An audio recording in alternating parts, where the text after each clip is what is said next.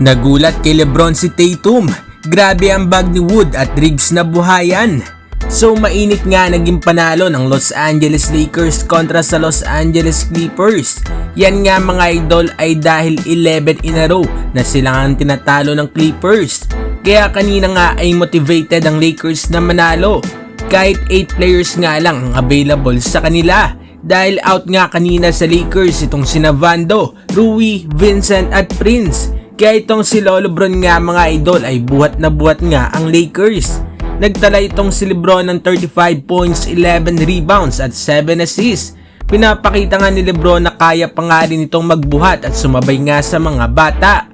Maganda nga rin mga idol ang naging performance ng kanilang katunggali na sina Kawhi at Paul George. Sa naging performance nga ni LeBron James ay nagulat at napatweet nga itong si Jason Tatum ng Boston Celtics. Aniya ay grabe nga daw ang mga ginagawa nito ni LeBron James. Kanina naman mga idol ay merong hero, itong ang Los Angeles Lakers.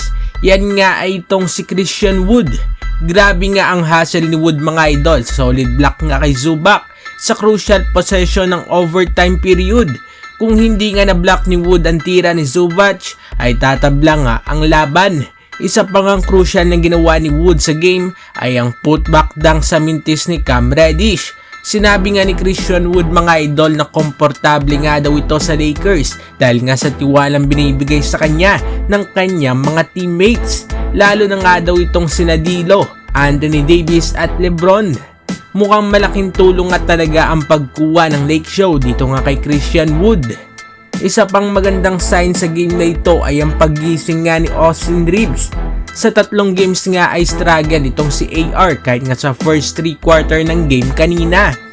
Pero sa 4th at overtime ay maraming clutch basket na ginawa nga itong si Austin Reeves. Magandang senyalis nga ito para sa Lakers at sana nga ay magtuloy-tuloy na ang magandang game ni Austin Reeves.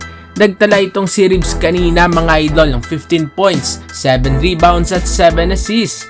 So magandang game nga ito mga idol para sa Lakers knowing na limited nga ang players na available sa kanila. Ano masasabi ninyo dito mga idol? Mag-komento sa baba at ating babasahin yan. Huwag kakalimutan na mag-like, mag-subscribe para sa iba pang balitang NBA. Maraming salamat po.